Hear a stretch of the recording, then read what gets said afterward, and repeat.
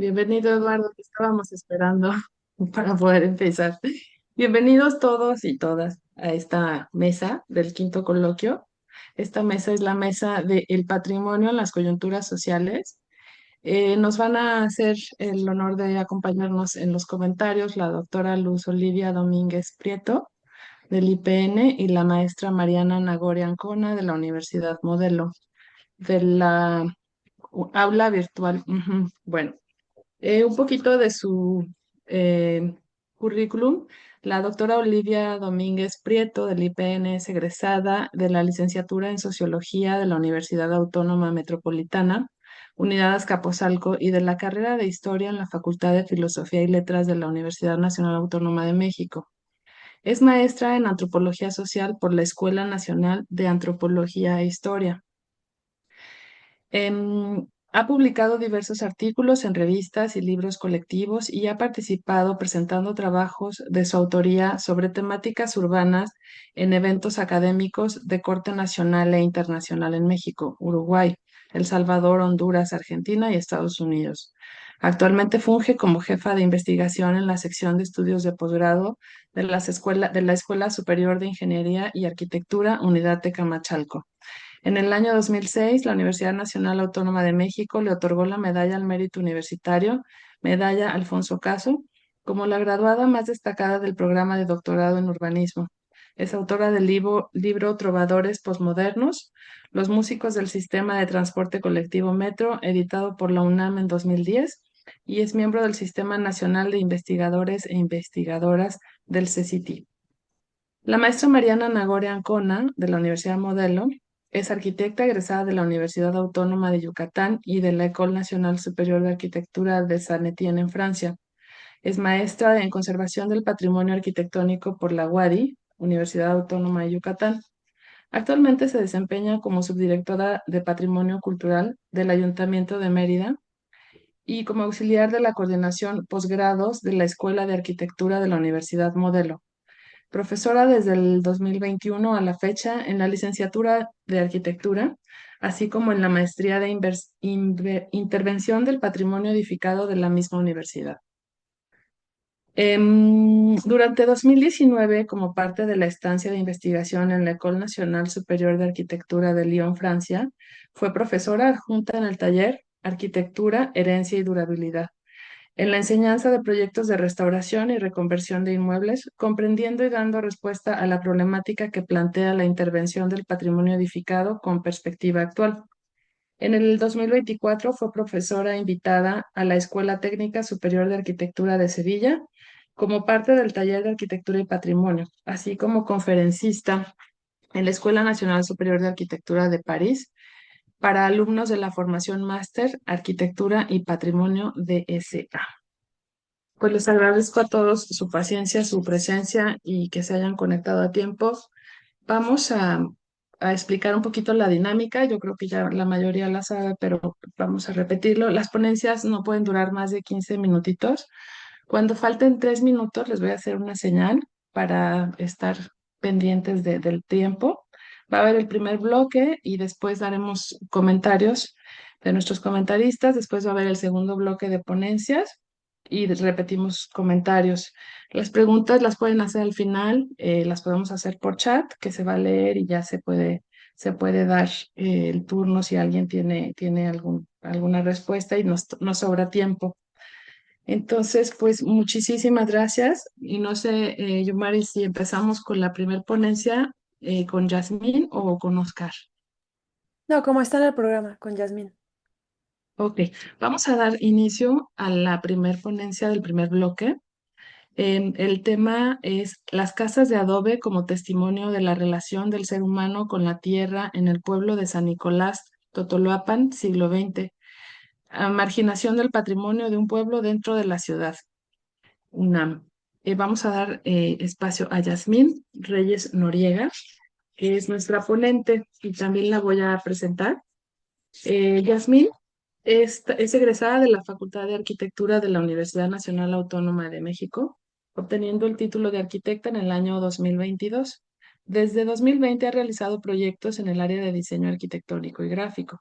Ha participado en programas de apoyo a la docencia en la Dirección General de Orientación y Atención Educativa de la UNAM, así como 3 años en el programa PAPIME, Taller de Fotogrametría sobre el uso de las nuevas tecnologías, en colaboración con la Fundación ICA. También desde el 2015 hasta el 2024 ejerció su carrera técnica de enseñanza de inglés. Actualmente cursa la maestría en arquitectura en la línea de restauración del patrimonio arquitectónico en la UNAM. Bienvenida, Yasmín, te escuchamos. Adelante. Muchas gracias y también muy buenas tardes a todos y a todas. Agradezco mucho su presencia en esta mesa. Sí pueden ver la pantalla, ¿verdad? Sí. Sí, se Ok. ve y se escucha muy Sí, bien. gracias. Como mencionó la arquitecta Hernández, la presente investigación tiene como propósito examinar la vivienda construida con adobe en el pueblo de San Nicolás Totolapan, ubicado en la alcaldía Magdalena Contreras, aquí en la Ciudad de México. Ahora bien, esta presentación expondrá brevemente los objetivos, antecedentes, unos em, ejercicios de observación de la realidad, casos de estudio y una parte de la metodología que hasta el momento se está llevando. Em, Esta investigación no solo busca estudiar la arquitectura vernácula como una expresión arquitectónica, sino como un testimonio vivo de la evolución de la vivienda y de la estrecha relación entre el ser humano y su entorno natural. Este objetivo sale del enfoque del reconocimiento de la arquitectura vernácula como un componente fundamental del patrimonio cultural tangible e intangible cuyo estudio resulta indispensable para comprender los procesos históricos, sociales y políticos que han configurado el territorio. De igual manera, otro de los objetivos es identificar cómo las políticas públicas han influido en la conservación y transformación de esta arquitectura dentro del contexto urbano actual, específicamente en los pueblos originarios de la capital del país. Y bueno, esta problemática adquiere relevancia ante la creciente segregación del patrimonio cultural de las comunidades originarias, derivadas de fenómenos como la especulación inmobiliaria, el desplazamiento forzado de habitantes y la expansión desmedida de proyectos urbanos que desconocen o minimizan el valor histórico, social y simbólico de estas zonas.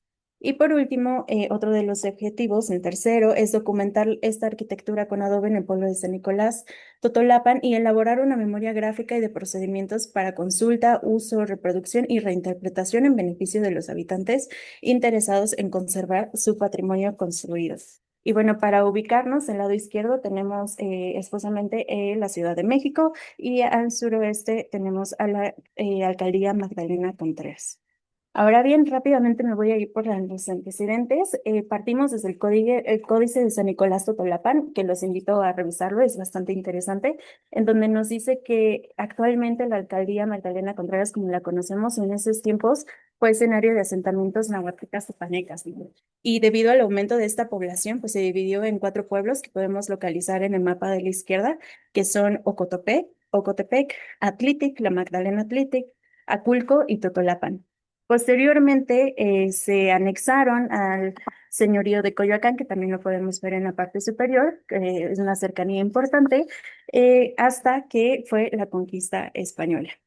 Posteriormente, cuando llegaron las órdenes religiosas, los pueblos originarios adoptaron pues esas denominaciones de nombre, en sus denominaciones nombres cristianos, en el ejemplo de San Nicolás Totolapan, el cual fue reconocido y oficialmente fundado en 1535.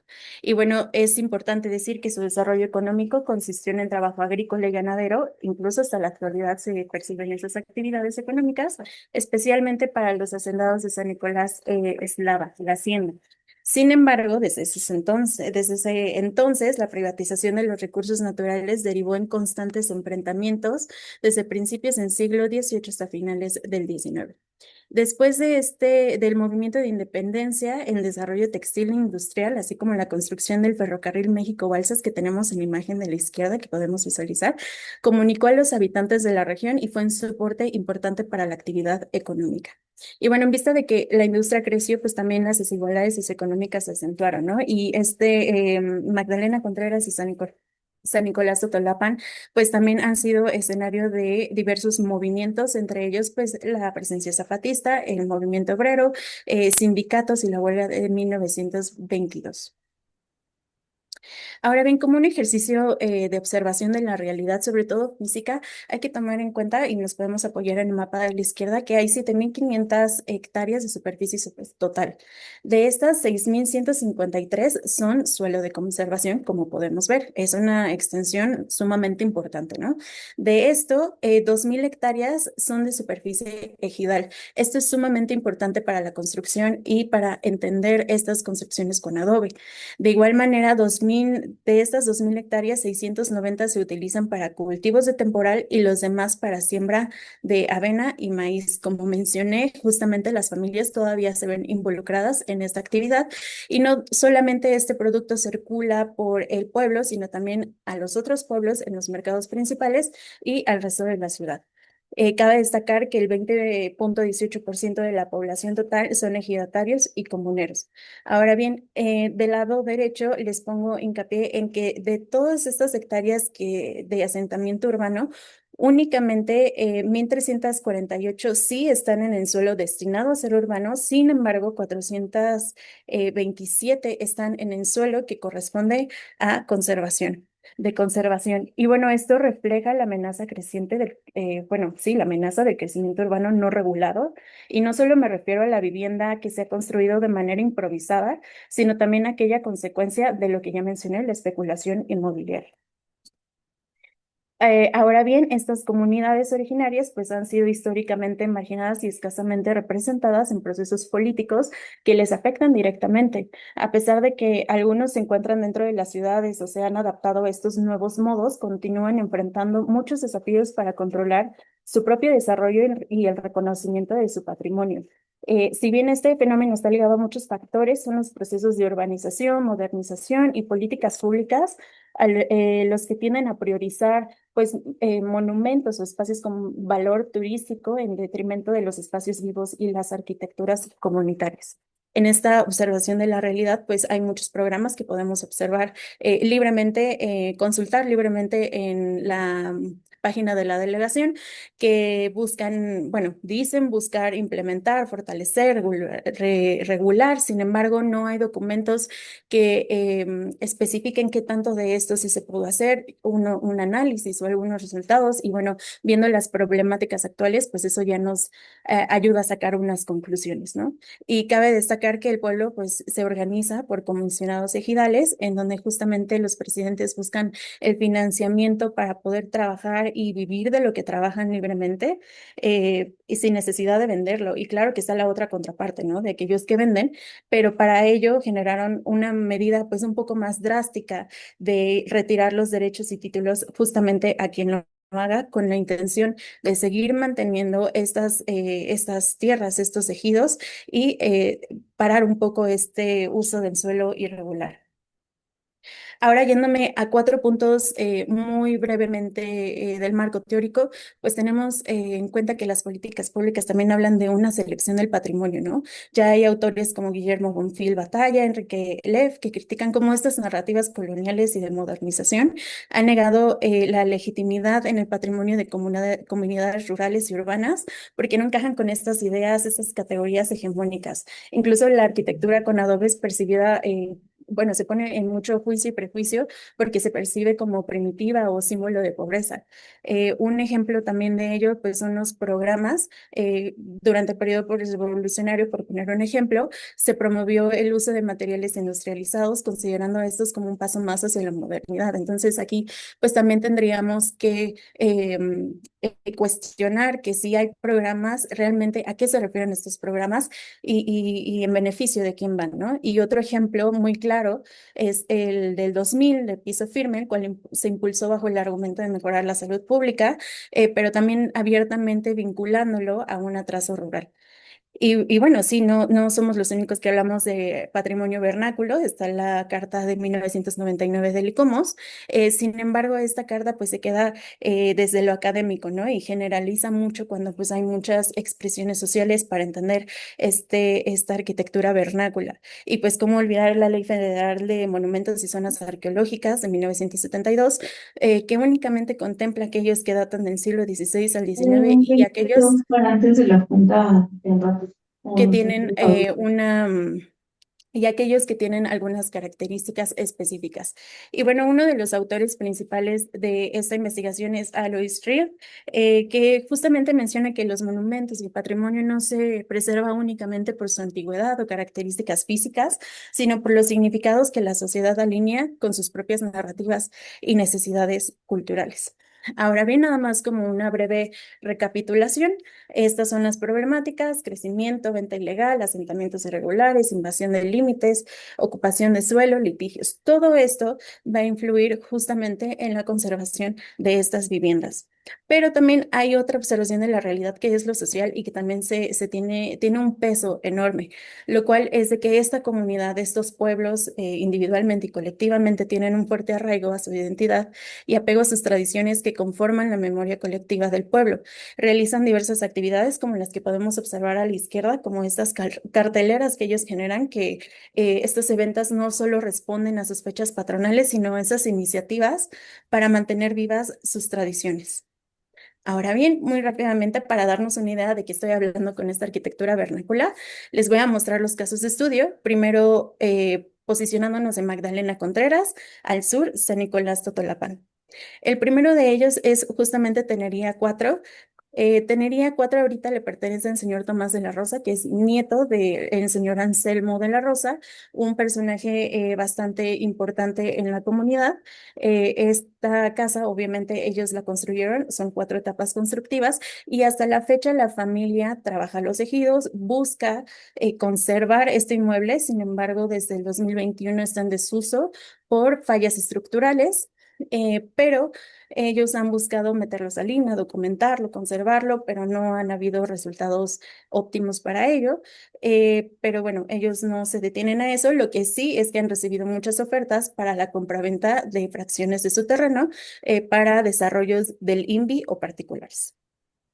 También está Puente Cuadritos 13. Esta vivienda le pertenece a la señora Victoria Luna, que junto con su esposo, que ellos justamente son parte de la repartición y firma de 1938 ejidataria. Ellos construyeron pues su casita con los materiales que tenían en su ejido que nuevamente trabajan, continúan en su cuidado, en su trabajo, y tanto de la familia de La Rosa como la familia Luna, ellos son personajes muy importantes en la comunidad que buscan este movimiento para la defensa de sus tierras. Ahora bien, el caso es similar con Puente Cuadritos 13, ya que han buscado varios programas de estos que les he mencionado para la conservación de su vivienda. Sin embargo, estos programas no especifican, como no se especifica que es arquitectura en tierra, entonces no les proporcionan estas ayudas, por lo cual su conservación pues es nula. Pero bueno, estos dos no son los únicos ejemplos. Como parte del trabajo de campo, realicé un recorrido por todo el pueblo de San Nicolás Totolapan con la finalidad de de Yasmín, nada más identificar la recordar. vivienda de adobe en uso, en ruina o como parte de un sistema constructivo nuevo. Y este ejercicio dio como resultado 30 viviendas en uso, 8 en ruina y 25 que forman parte de un sistema nuevo. Y esto es importante porque nada más es en San Nicolás Totolapan, pero si yo me voy tantito a los otros pueblos, hay muchísima vivienda más habitada, ¿no? Entonces es importante. Y a manera de Aunque te conclusión, interrumpa, Yasmín, solamente recordarte, ya te quedan 3 minuticos. muchas gracias. Y Gracias. a manera de conclusión, pues me gustaría pues recordar que las viviendas de adobe no solo son arquitectura, son tradición y memoria y son conocimientos compartidos por generaciones. Y a pesar de los juicios y prejuicios hacia esta arquitectura, pues no hay que desviarnos de lo importante. Es arquitectura que permanece viva gracias a sus usuarios. Y de hecho la participación ciudadana ha sido completamente importante, un factor súper importante para esta investigación. Y de igual manera valdría la pena, como les digo, cuestionar si estos programas existentes velan por el bienestar de la comunidad y de esta arquitectura. Y bueno, podríamos cuestionarnos, ¿podrían mejorar su vida si cambiaran a estos sistemas constructivos pues de concreto y demás? Pues posiblemente, sin embargo, y sin intención de romantizarle, esta decisión no puede recaer en una sola parte y las decisiones no pueden tomarse sin escuchar a quienes la crean, ejercitan y la viven. Y de esto me incluyo, ya que la reflexión y postura que yo tome en el proceso, incluso al final de esta investigación, no la puedo tomar únicamente desde la academia. Y ahora sí me gustaría comentarles, ya ahora sí por último, que en la parte de mi metodología, ya después de todo el levantamiento, proceso de restauración y lo que ya les comenté, ahorita estoy en la elaboración formal de entrevistas abiertas, porque si bien ha habido participación, pues vale la pena documentarlo, y en la recolección de Adobe para pruebas de viabilidad y reproducir este sistema constructivo. Entonces, ahorita ya estoy reproduciendo este sistema constructivo, ya busqué ciertas en donde poder extraerlo y me regreso a estos esfuerzos en conjuntos que sí son posibles, como en el ejemplo que les pongo en el lado derecho, que sí son posibles estos trabajos en conjunto, pero por mientras, pues existe este sentido de comunidad y trabajo colectivo para preservar esta arquitectura. Muchísimas gracias. Muchas gracias a ti, Yasmín. Muy interesante el tema del trabajo de rescate de esta arquitectura vernácula y de todo el trabajo de la comunidad. Vamos a dar entrada a la siguiente exposición. Es Óscar Eduardo González Estrada, quien es ingeniero arquitecto egresado del Instituto Politécnico Nacional ESIA Tecamachalco, cursando actualmente la maestría en conservación y restauración arquitectónica en la misma institución, con experiencia en el desarrollo de proyectos arquitectónicos y ejecutivos para obras nuevas y remodelaciones, principalmente de tipo habitacional y comercial. Su enfoque se centra en el diseño arquitectónico con conciencia social y ambiental y está comprometido con la mejora del entorno construido y la preservación del patrimonio. En esta ocasión, Óscar Eduardo González Estrada va a exponer el tema de participación comunitaria para el rescate y conservación del patrimonio abandonado en el caso de la Hacienda de San Pedro Ascona en Yehualtepec, Puebla. Adelante, Eduardo, no sé si nos puedes compartir tu pantalla. Sí, claro. Ahí, a ver, permítanme. Ahí está.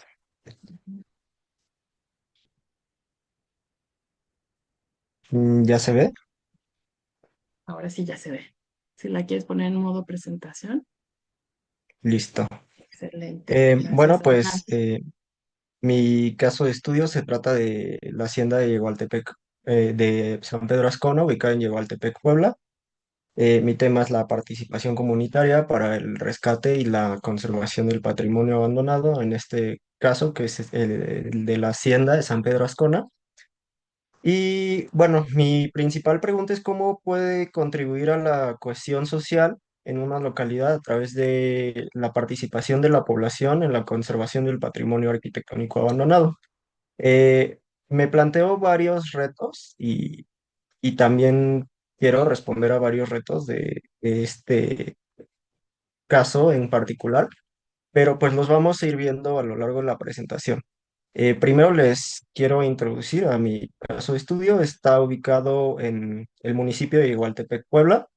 Está muy cerca ya de Oaxaca y Veracruz y pues tiene una extensión de aproximadamente 2.000 metros cuadrados y 600 metros cuadrados construidos. Eh, Bueno, es una hacienda que se construyó en el siglo XVII, según testimonios y primeros registros. Desafortunadamente, ni en el municipio ni en la comunidad tienen muchos registros. Al parecer se perdieron por situaciones que vamos a ir viendo más adelante. Pero, pues, según estos testimonios y registros, fue ocupada por monjes franciscanos quienes realizaban actividades agrícolas y de evangelización y a lo largo de su historia, la hacienda ha sido fragmentada, bueno, la propiedad ha sido fragmentada y modificada por tanto por cuestiones sociales como por desastres naturales, sismos y todo, y también por restauraciones a raíz de programas gubernamentales. Esta es una breve cronología. Lo principal sería ver que el primer registro que se tiene de la hacienda como les comento, es de 1604, ocupada por monjes franciscanos que evangelizaban y se dedicaban a actividades agrícolas. En el siglo XVIII se implementa la fachada que es como la parte más característica de la hacienda, que a continuación vamos a ver. Y en el siglo XIX es donde empieza la historia de fragmentación y de todas estas modificaciones en su tamaño, en su forma y en diferentes propietarios que ha pasado a lo largo de la historia. También se ha ido expropiando y se ha ido partiendo el territorio, ¿no? Eh, Eso pasó desde 1926 hasta 1931 y en 1973 se registra el primer sismo que causa el daño a la hacienda y empieza el abandono, ¿no? En 1999 otro sismo agrava los daños pues eso hace que la situación de abandono pues sea más notoria. Y en la actualidad la parte restaurada funciona como un salón de eventos, pero con muy baja concurrencia. Esto es parte de lo que quiero solucionar en mi investigación y bueno, vamos a darle más contexto. El área a intervenir es el área marcada en rosa y el área restaurada por un programa gubernamental en 2021 fue la parte amarilla. Sin embargo, estas modificaciones que se dieron, pues se dieron con muy poca supervisión y muy poca guía, entonces la gente hizo lo que pudo con lo que tenía, ¿no? Con el recurso limitado y, y con su criterio. Entonces, pues también eso causó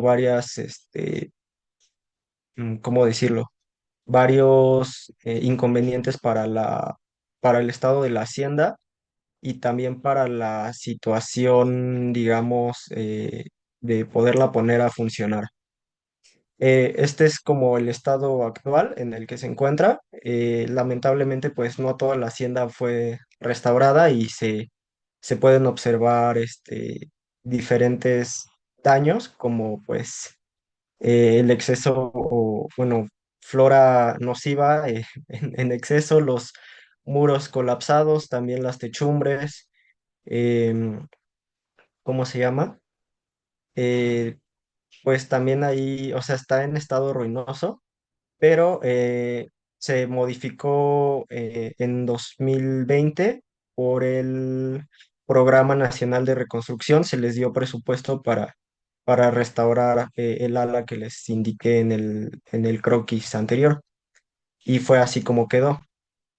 Sin embargo, pues se dieron estas modificaciones con sistemas constructivos incompatibles con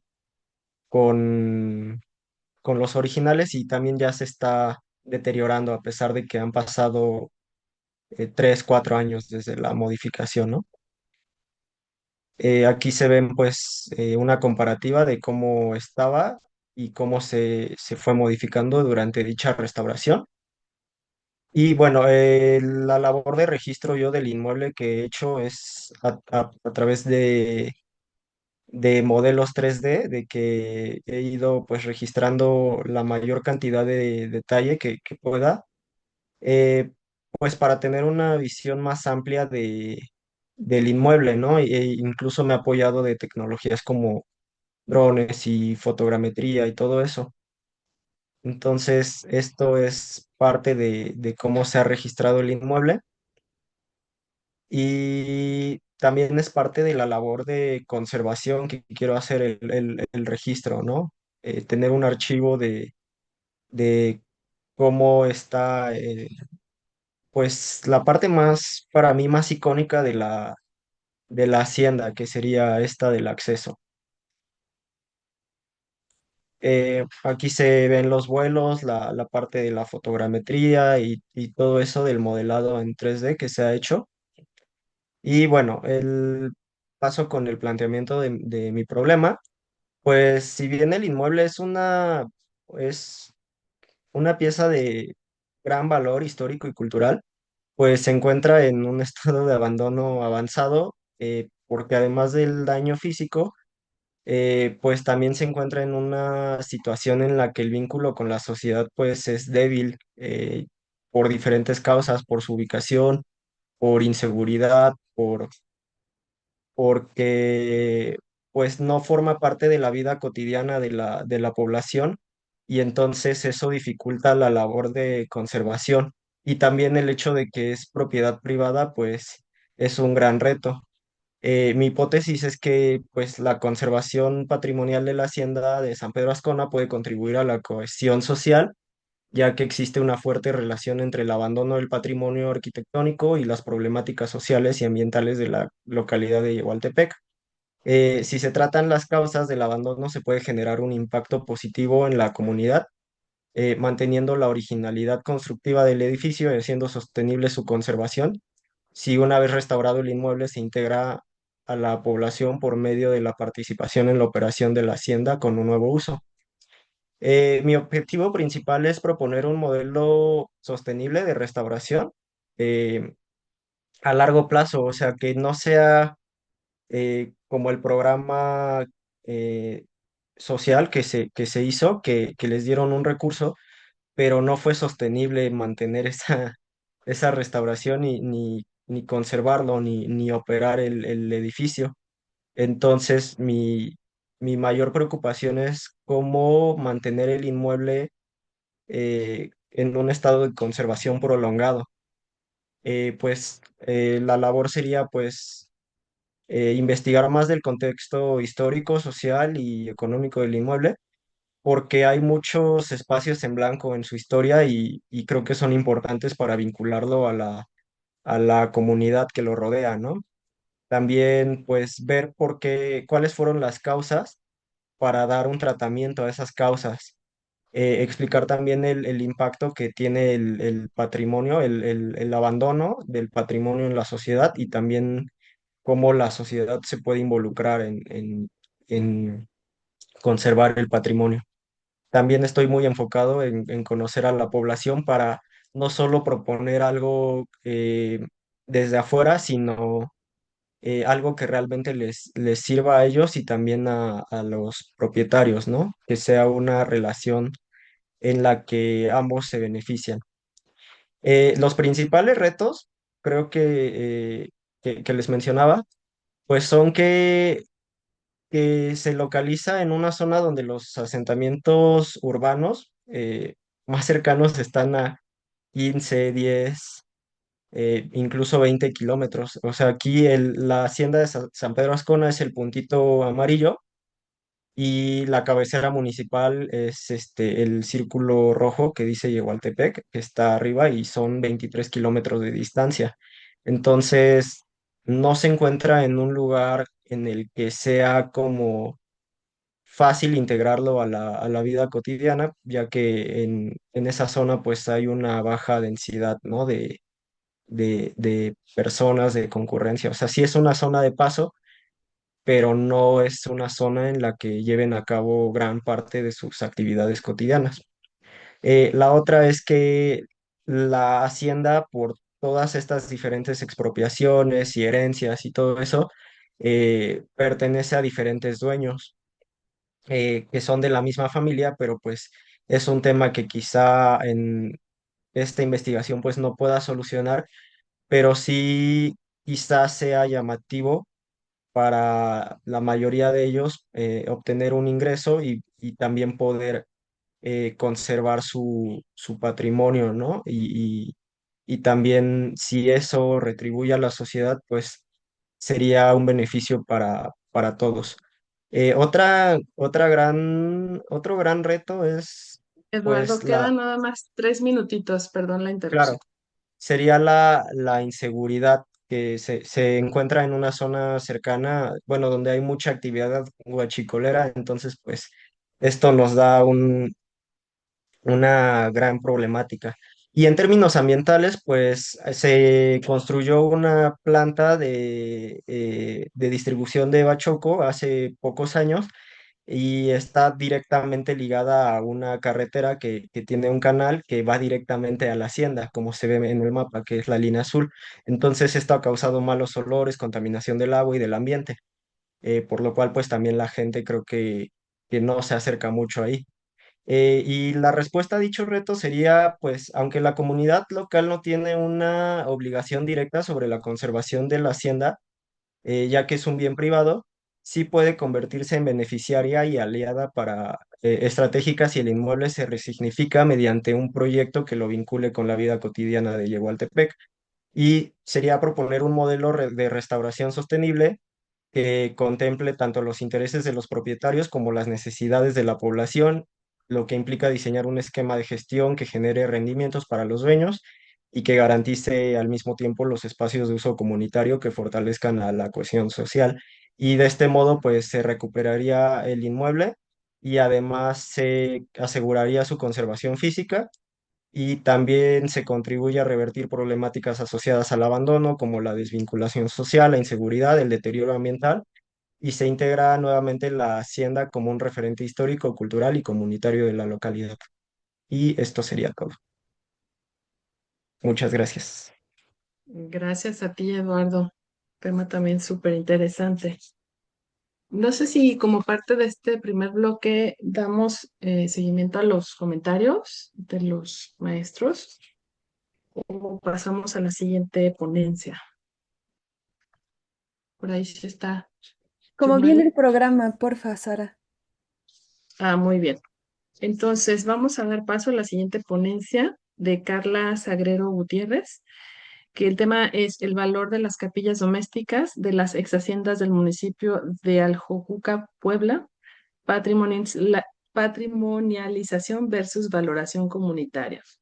Carla Sagrero Gutiérrez de la UNAM es egresada de la Facultad de Arquitectura. Se ha desempeñado laboralmente ejecutando proyectos y obras de conservación y restauración para el Instituto Nacional de Antropología e Historia, la Universidad Autónoma de Hidalgo y la Provincia Franciscana del Santo Evangelio de México. Se ha desarrollado en el ámbito de la docencia mediante prácticas profesionales en el área de teoría, historia e investigación de la Facultad de Arquitectura de la UNAM y el Fondo de Cultura de Sevilla. Actualmente cursa la maestría en restauración del patrimonio arquitectónico en la Facultad de Arquitectura de la UNAM. Adelante, Carla, si nos quieres compartir tu pantalla, por favor. Sí, em, ¿Ya se ve? sí, muchas gracias. Listo. Bueno, como bien me han presentado, este tema trata de rescatar el valor de las capillas domésticas en este municipio que es Aljojuca en el estado de Puebla y sobre todo ver la problemática de la patrimonialización versus la valoración comunitaria. El municipio de Aljojuca se encuentra al oriente del estado de Puebla. eh, Está ya muy cerquita del estado de Veracruz, de Jalapa. Este municipio tiene a bien este nombre que significa Atl, agua, y Shoshuki, azul, color del cielo.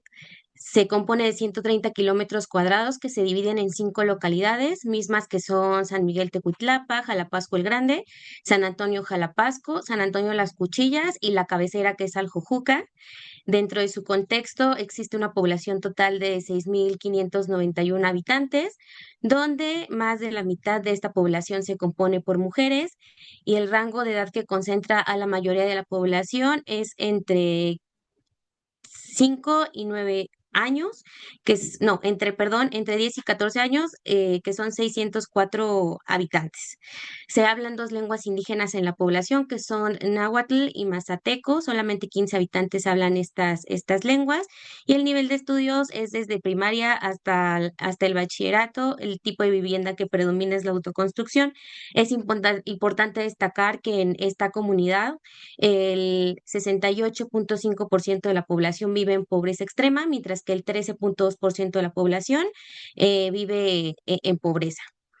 En este plano que pude, pude consultar en el Archivo General de la Nación y fue hecho por Felipe de Zúñiga y Ontiveros, se encuentran, es un plano histórico de 1764, en donde se pueden observar las haciendas que componen el municipio, que componían que se encontraban en el municipio de Aljojuca, que son la hacienda de San Miguel, la de Jalapasco, la de San Diego y la de Santa Inés, y en donde se centra mi investigación, que es la de San Francisco Tlaxcantla. Comúnmente se conoce como la ex hacienda de Caxcantla, pero bueno, gracias a esta información histórica he podido encontrar el nombre original. Aquí se encuentran la ex hacienda de San Antonio Jalapasco, que es la que se conserva en su mayoría respecto a las otras haciendas. También está la de San Diego Texmelucan, parcialmente conservada, la de Santa Inés Borboya y la de San Miguel Tecuitlapa. La ex hacienda de San Francisco Tlaxcantla, bueno, se ubica un poquito retirada de la zona urbana del municipio de bueno, de Aljojuca, dentro del municipio del mismo Aljojuca, que es la cabecera. Aquí se encuentra la ubicación. Se puede llegar en aproximadamente 10 minutos por un camino de terracería. Es importante también destacar que Aljojuca tiene este patrimonio natural que se puede observar aquí, que es el cráter Laguna de Aljojuca. Estos son cráteres volcánicos que se convirtieron en lagunas. Lo mismo sucede con el cráter Laguna de San Miguel Tecuitlapa. Adyacente a este se encuentra la ex hacienda de San Miguel Tecuitlapa también, retirado de la misma forma de San Miguel Tecuitlapa. La ex hacienda de Jalapasco se ubica también junto al cráter de San Antonio Jalapasco. Y bueno, el caso, como la investigación se centra en la ex hacienda de San Francisco Tlaxcantla, gracias a un análisis estilístico de la capilla doméstica de esta ex hacienda, que es donde se centra la investigación en valorizar estas capillas domésticas, pues gracias a los textos de Manuel González Galván y que hablan sobre el barroco estucado, ya que la capilla tiene una fachada barroca que sobresale respecto a las otras capillas de las otras haciendas. Bueno, este barroco estucado se dio en la segunda mitad del siglo XVII. También es un barroco que se compone de argamasa y por los textos de Guadalupe de la Torre, pues este barroco se utilizaba en la primera mitad del siglo XVII. También pues a los textos de Manuel González Galván y que hablan sobre el esplendor en México del barroco salomónico del que se compone la fachada, pues también nos dice que este se dio en la segunda mitad del siglo XVII, por lo que se contextualizó esta capilla doméstica dentro del siglo XVII como la construcción de la misma. Como datos relevantes, en 1737 se dio una licencia para oficiar la misa en la capilla. Está el plano de 1764 de Felipe de Zúñiga y Ontiveros y otro plano hecho el mismo año también por el mismo autor, que nos han servido, bueno, me han servido para poder recabar esta información histórica. Las haciendas que mejor o que mejor se encuentran conservadas y que aparte la comunidad ha logrado tener una identidad y una apropiación de ellas son la de San Antonio Jalapasco y de San Francisco Tlaxcantla, que comparten algunos datos importantes, relevantes, que son que en el periodo de 1700 a 1750 se les otorgó esta licencia para oficiar misas en la capilla como parte de una integración al Arzobispado de México. Ahí empezamos a encontrar ya la relevancia y el valor de estos inmuebles. En 1841, en la ex hacienda de San Antonio Jalapasco, se casó Guadalupe Victoria con María Antonia Bretón Velázquez. Y también pues esta ex hacienda, esta capilla en realidad tiene una relevancia ante el poblado de San Antonio Jalapasco, ya que una vez que el pueblo se independiza de los hacendados, estos se adueñan de la capilla. Sin embargo, pues esta capilla tiene un dueño, que es el nieto de Antonio Tres Palacios Martínez, quien fuera propietario de la hacienda. Sin embargo, ahora el dueño está logrando pelear legalmente este espacio, ya que el pueblo lo ha tomado como suyo. En San Francisco Tlaxcantla ocurre algo similar. En 1920 tiene este dato histórico relevante, que es que Venustiano Carranza pasa por esta ex hacienda huyendo a la Ciudad de México de la Ciudad de México hacia Veracruz. Entonces, pues la comunidad tiene este dato como algo relevante dentro de su poblado.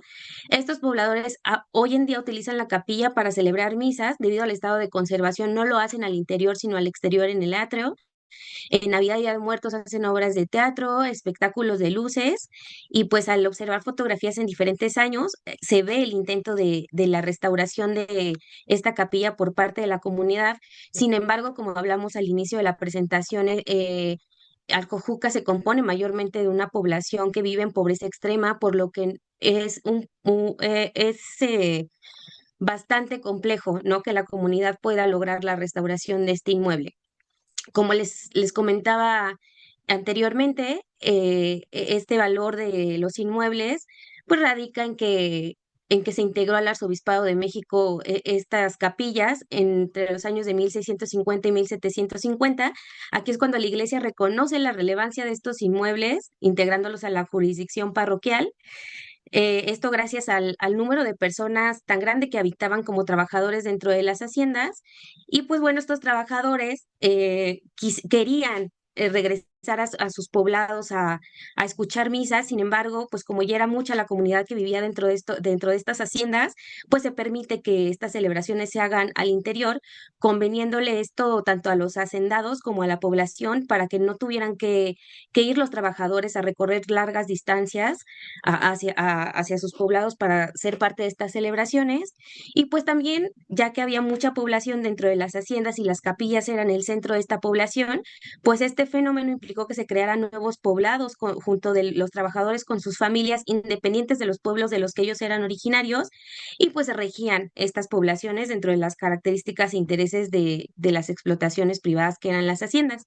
Otro dato a destacar es que en las instrucciones a los hermanos jesuitas administradores de haciendas, eh, pues se hace presente que las capillas eran estos inmuebles que se cuidaban mejor, se les procuraba el mejor mantenimiento, se les procuraban los mejores materiales, adjudicándole a esto que iba a haber una alta producción, ¿no? Dentro de las haciendas, y es que se cuidara de esta forma a las capillas. Y pues fue algo que no solamente se dio en las haciendas que tenían propietarios religiosos, sino también propietarios no religiosos. La gente le daba esta significación a los inmuebles. Esta es la capilla de San Francisco Tlaxcantla, la capilla doméstica de esta ex hacienda. Como pueden observar, pues tiene una fachada barroca bastante interesante que he tratado de analizar dentro de este tiempo que llevo cursando la maestría en restauración. La problemática específica es que al querer darle este valor patrimonial a estas capillas, que ya se lo está dando el valor social de la comunidad. Aquí podemos ver algunas fotografías que me proporcionó la comunidad, en donde están las celebraciones de Día de Muertos, los espectáculos de luces. Recientemente, el año pasado, se filmó una película dentro de las instalaciones de la hacienda. Del lado derecho podemos ver una fotografía donde se hizo una intervención por parte de una persona que quiso poner ahí un camino con unas estacas de madera y unas monedas de oro, ya que la hacienda tiene esta historia de que Venustiano Carranza enterró ahí el tesoro de la nación. También tiene una historia sobre un padre que convertía las monedas en oro, y pues es esta identidad, ¿no? Esta significación cultural que le da la gente a la capilla. Sin embargo, bueno, disculpen, también se encuentra ya ahorita, mediante el análisis formal y estilístico de la capilla, algunas referencias que me han podido ayudar a contextualizar este inmueble dentro de la orden franciscana, ya que al principio pues se tenía el dato de que era una capilla construida por los jesuitas. Sin embargo, gracias a todo este análisis estilístico, pude encontrar ya alguna relación con el exconvento franciscano de Quecholac, igual un municipio que se encuentra cerca del estado de Puebla y muy cerca también de esta capilla de San Francisco Tlaxcantla. Entonces, pues gracias a eso he podido ya recabar estos datos de que la capilla perteneció a la orden franciscana durante su construcción. Todos estos datos sobre el inmueble pues ahora me llevan a esta disyuntiva en el que se puede poner sobre el mapa y se puede visualizar este inmueble con una significación patrimonial importante. Sin embargo, pues que se haga esta significación y se patrimonialicen este tipo de edificaciones, pues no asegura que se proteja este patrimonio porque no podemos ver claro sobre los recursos que se puedan utilizar para su mantenimiento, contemplando que las poblaciones en las que se sitúan pues son en su mayoría pobres, ¿no? En cuanto a la valoración comunitaria, 3 minutitos para terminar, Carla, disculpa la interrupción. Solo muchas quería avisar. gracias. En cuanto a la valoración comunitaria, pues claro que las capillas se constituían como elementos importantes donde se suministraban y se siguen suministrando servicios religiosos a las comunidades. Ya lo platicamos anteriormente, eran centros de nuevas poblaciones y pues muchas veces, como lo dije, la construcción y el equipamiento de estas capillas hasta sobrepasaba el valor de los implementos de las producciones que se tenían dentro de estas haciendas, ¿no? La valoración comunitaria pues me parece que es bastante relevante. Sin embargo, patrimonializar estos inmuebles, pues nos pone a pensar en a lo mejor el desplazamiento que tendrían las comunidades al momento de pensar en su restauración, si es que bueno, también mi compañero que presentó anteriormente lo comentaba, son inmuebles privados, hasta el momento no he podido tener el dato del registro de propiedad de este inmueble. Entonces, pues hay varios retos, ¿no? A los que nos enfrentamos debido a que, pues a que hay privatización del inmueble y también el que se restaure, pues implica a lo mejor la inversión de algún privado, ¿no? Que al momento de querer explotar este tipo de edificaciones, pues desplacen a las comunidades que ya se han identificado y que ya le han dado un simbolismo muy relevante a estas capillas.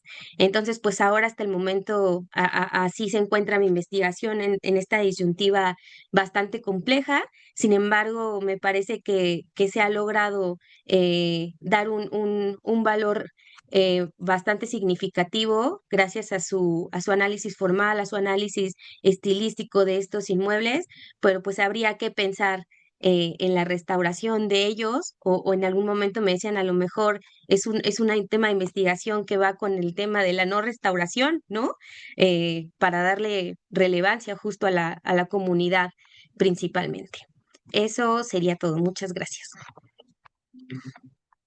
Muchas gracias a ti, Carla, por tu presentación. También temas muy interesantes en cuestión del entorno social.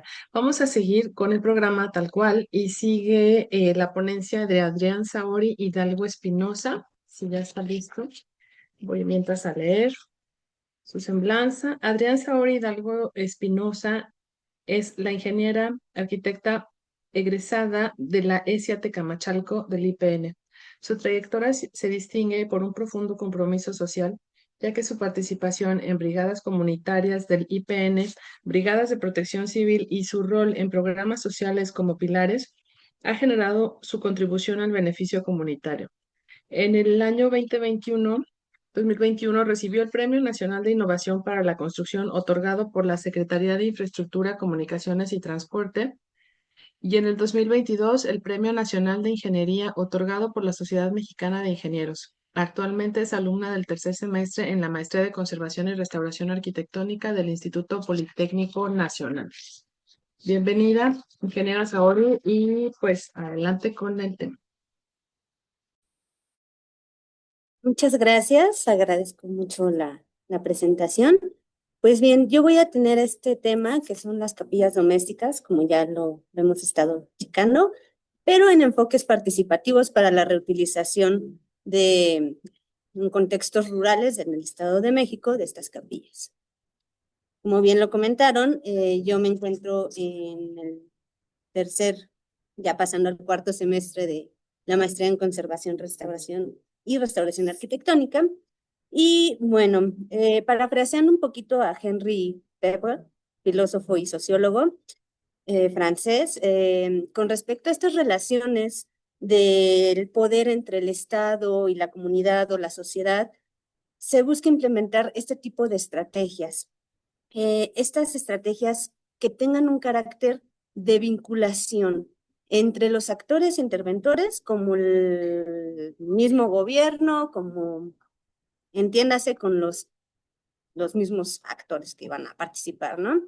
Y bueno, esta cuestión es enfocándolo para el salvaguarda de en este caso, las 3 capillas que estamos viendo aquí, que son los casos de estudio. También haciendo alusión en esta cuestión de el salvaguarda, de la protección, es también ver la apropiación de los espacios, que ahorita los voy a ir explicando con ejemplos análogos. Los casos de estudios están implementados en 2 municipios, tanto en Tlalmanalco como en Amecameca de Juárez, ambos en el Estado de México. Y en esta cuestión hice una investigación, es una triada, las 3 haciendas en las que están las capillas domésticas se llaman las haciendas de San José. Como podemos ver, en esta primera, que ahorita por cuestiones de tiempo, pues va a ser esta cuestión de cómo desarrollar nada más un caso de estudio, en este caso la de Amecameca de Juárez, y es importante recalcar que este tipo de planeación en esta ubicación, como podemos ver en el mapa, Amecameca de Juárez es ahorita un municipio que pues ya se ha extendido, sin embargo, la hacienda que está cercana o hacia las periferias es la hacienda de Tomacoco, la cual podemos ver en la parte inferior. Esta hacienda está un poco retirada, está a 1,5 kilómetros, casi 2 kilómetros.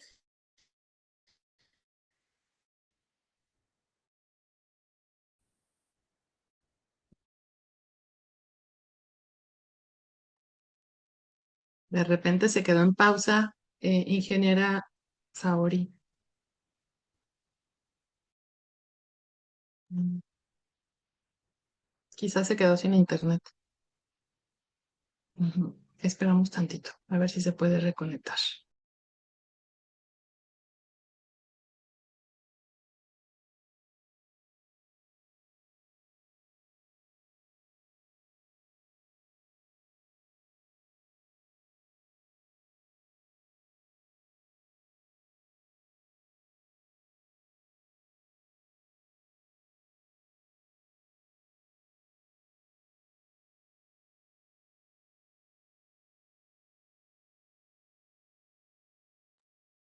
Damos unos minutitos a ver si se puede volver a conectar y compartirnos su pantalla.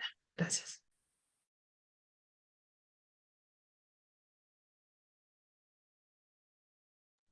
Bueno, me propone Yumari que le demos paso a la siguiente y vamos a ver después si se puede volver a reconectar Saori. José Luis González, ¿estás por ahí ya listo? Vamos a leer un poquito su semblanza en lo que se conecta y nos propone Sí, acá estoy. su ponencia. Ok. José Luis González Flores es arquitecto con formación en la Universidad Autónoma Metropolitana UAM y la Universidad Autónoma de Yucatán UADY. Actualmente desarrolla su tesis de maestría en conservación del patrimonio arquitectónico. Experiencia profesional en diseño arquitectónico y construcción y estudio del patrimonio edificado. Ha colaborado con el Instituto Nacional de Antropología e Historia, así como en proyectos comunitarios y del sector privado. Ha impartido cursos de capacitación en catalogación patrimonial, integrando docencia, práctica y gestión. Su trabajo se orienta hacia la preservación integral del patrimonio con enfoque técnico, social y cultural. Gracias, José Luis, por estar listo y al pendiente. Y te dejo, si nos puedes compartir, por favor, tu pantalla. Sí, muchas gracias. Aquí está.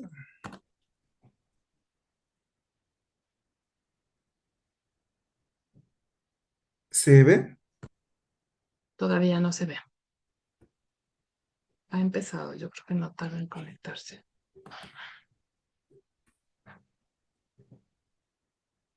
Listo, si le quieres poner modo presentación, Sí, adelante.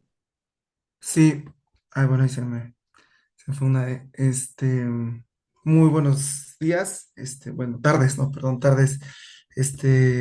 Es un gusto poder encontrar con varias personas que se dedican como a la investigación, y a la preservación, a la divulgación de este tipo de temas, ¿no? Comienzo. Mi proyecto es el proyecto de conservación de la hacienda Chuncanán. Se encuentra en el estado de Campeche, en el municipio de Selchacán. Es una hacienda enequenera. Yo, bueno, actualmente curso, bueno, ya terminé como tal el tiempo de la maestría de conservación de patrimonio arquitectónico, entonces ya solo estoy en el desarrollo y la finalización de este proyecto. Llevo más o menos estoy como en un 90% ya como para hacer unos ajustes, las cuestiones técnicas, planos y todo para presentar. Esta es un poco una panorámica de la hacienda y el entorno, ¿no? Que es donde se encuentra enclavada, como todo el paisaje típico de la mayoría de este tipo de inmuebles, tanto en el estado, bueno, en la península de Yucatán, en el estado de Yucatán, en el estado de Campeche, y a lo mejor en algunas zonas del estado de Quintana Roo, que ya es en menor grado. Bueno, para empezar, estoy mostrando un poco la estructura de lo que básicamente tendrá mi documento, de mi proyecto, y estoy partiendo de la semblanza del bien patrimonial y ubicado dentro de este contexto, ¿no? De la riqueza cultural que muchos nos habíamos imaginado, pero cuando nos encontramos inmersos dentro de este territorio, eh, es inmenso, es riquísimo, o sea, es abismal, colosal, cada muestra de patrimonio, tanto tangible como intangible. Y bueno, lo primero por reconocer es obviamente en la península todos los vestigios arqueológicos de la cultura maya, pero sin embargo también existen algunas cuestiones donde podemos encontrarnos sitios naturales, ¿no? Y lo más característico acá son los cenotes y en algunos sitios las playas, ¿no? No hay unas playas muy, muy bonitas, por cierto. Abordando particularmente la parte de los inmuebles o los sitios, pues de ello deriva toda esta riqueza cultural, porque si no hay un medio, no hay un qué. Entonces, gracias a este tipo de entornos es que se pudieron desarrollar ciertas tradiciones y ciertas actividades que sin el entorno y que sin este tipo de monumentos o inmuebles no existirían, ¿no? En este caso, es tan rica las tradiciones en cada fiesta patronal, las vaquerías, aquí se le llaman vaquerías, ¿no? Es este montaje de algunos escenarios en los centros de población. Y bueno, no estamos alejados en ninguna parte de la península de esto. Yo me sitúo en Campeche, en la parte norte de Campeche, viniendo es la parte intermedia viniendo de Mérida, bajando hacia San Francisco de Campeche, entonces estamos en la parte media. Y lo hemos clasificado como ha sido parte de un estudio de mi grupo de maestría, nosotros nos hemos enfocado en la parte norte, lo clasificamos en 4 regiones y esta región nos resulta muy significativa tanto por la densidad de patrimonio arqueológico, patrimonio histórico y las implicaciones que actualmente se tienen, tanto del Tren Maya como de las nuevas transformaciones que se observan en el territorio, que sin embargo en esta zona específicamente el municipio de Selchacán y abordando la comunidad de Chuncanán, que es precisamente el motivo de mi estudio, es lo que me lleva a poder reunir toda esta serie de características y a lo que nosotros en el grupo llamamos una transversalidad en cuanto al patrimonio. Y esta transversalidad la podemos observar en las vías de comunicación, en los sitios arqueológicos, los sitios históricos y en algo muy importante que en este sentido, en la parte que me toca a mí, el estudio de Chuncanán, que es precisamente, no sé si alcanza a ver mi cursor, precisamente esta zona que tiene interacción con la vía principal que es el Camino Real, es conocido como el Camino Real de Mérida a Campeche, la interacción con los sitios arqueológicos, sitios históricos, pero esta parte de zona que tiene decreto de zona natural, lo de los Petenes, la parte de la región de los Petenes, la reserva de la biosfera de los Petenes, que es como este sitio donde tenemos este tipo de microecosistema, donde nosotros podemos encontrar diversas especies, tanto animales como vegetales. Y bueno, aquí es un poco más o menos de los sitios, cómo nos encontramos respecto a las poblaciones y a los centros de población más importantes, como es el Chacán, Pomuch, que bueno, Pomuch podría hacerse como un estudio en cuanto al patrimonio intangible maravilloso. Y particularmente, y lo que nos lleva a esta implicación de relacionar la actualidad con el patrimonio y con la parte social, es la entrada del Tren Maya, ¿no? Tenemos aquí que justamente tenemos una estación del Tren Maya. Esto, bueno, nos va a tener una serie de implicaciones. Eh, Primero, obviamente, desde el impacto natural al impacto social. Y obviamente, eh, paulatinamente, vamos a tener una serie de transformaciones en el territorio, que eso es básicamente el motivo de lo que nosotros nos interesó como grupo para estudiar esta zona. Esta evolución que puede tener o no, esta cuestión de amortiguar estos adelantos o estas entradas de flujos, estos flujos tanto de turistas nacionales como internacionales en estas zonas que muchas veces, y como ustedes lo pueden observar, son zonas como puntualmente dispersas, porque precisamente su razón de ser fue la cuestión de tener recursos para satisfacerse en la cuestión agricultura. Primero, como estancias ganaderas y de cultivos, y posteriormente una evolución, que es precisamente donde se da el auge en esta zona, que es el Enequén. Entonces se requería de un vasto territorio para poder subsanar toda esa demanda que se tenía pues de las sogas, de esta fibra que se exportaba y que incluso irónicamente servía más para la industria militar y bueno, obviamente para la cotidianidad, ¿no? Sin embargo, después nos preguntamos que por qué tuvimos o por qué se tuvo, ya digo tuvimos porque yo ya me considero dentro de este estudio, dentro de toda la etnografía, ya me considero a lo mejor parte de este territorio, me terminó absorbiendo y esa es parte de la cuestión social, ¿no? Te terminas estando tan inmerso que de repente ya eres parte de, ¿no? Entonces, ¿por qué tuvimos aquí un auge y después ya no? Pues obviamente la evolución de las tecnologías permitieron que ya se hicieran las fibras sintéticas y ya las fibras del Enequén ya no fueran requeridas. Entonces, una industria vasta, poderosa, de ser muy bastante en auge, pues de la noche a la mañana y con ciertas características políticas y del exterior, que tenían mucho que ver con el exterior, pero también con cuestiones del interior, como en el centro no conocemos tanto la parte de la guerra de castas y las implicaciones que se tuvieron en la rebelión, perdón, en la rebelión maya donde ellos estuvieron a punto de expulsar a los terratenientes y a la casta divina, que se le llama aquí, ¿no? Por esta cuestión de abusos y de violencia que sufría y la opresión en los trabajos de las haciendas, ¿no? Entonces, toda esta serie de transformaciones nos han estado llevando, bueno, de la mano de la tecnología, la parte social. Entonces, vamos de ahí de la mano para encontrarnos dentro de este contexto actual, ¿no? Este ya es parte de la hacienda, son la parte de los canales y los cultivos que aún se siguen dando. Y esto es lo que deriva principalmente el estudio que yo y el interés que yo tengo hacia Chuncanán.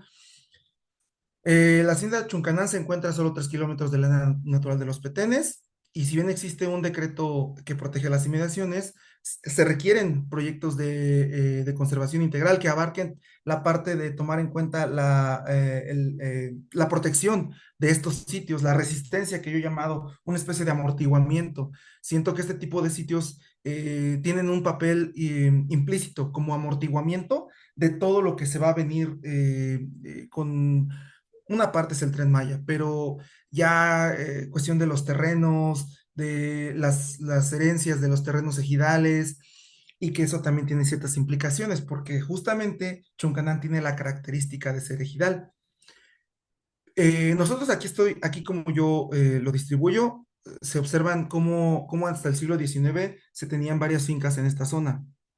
Aquí tenemos a Chuncanán, en esta parte, en la parte central, y la parte de los caminos de agua, que era una parte de transportación hacia la zona de la costa,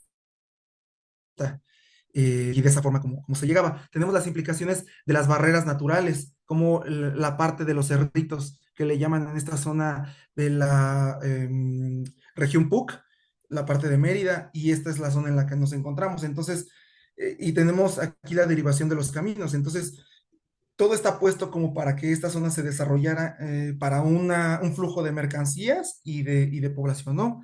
Y tenemos la parte natural. Nosotros nos encontramos ubicados más o menos por esta parte, ¿no? Que para que un sitio pueda ser habitable, lo que principalmente y se necesita y va a ser la necesidad básica aquí en China, en todos lados, va a ser el agua. Entonces, eso es una parte fundamental en la que nos permite acercarnos y que tenemos que pensar con mucho detenimiento y con mucho trabajo en cada una de las acciones que tengamos y que impliquen el impacto en cada una de las zonas, ¿no?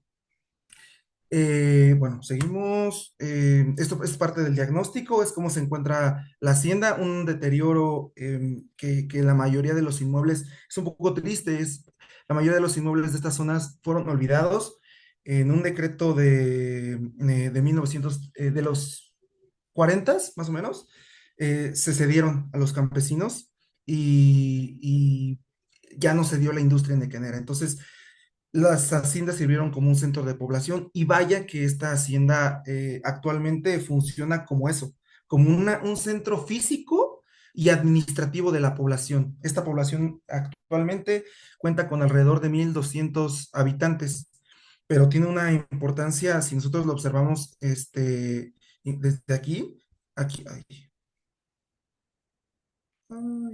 justo quería ver el mapa.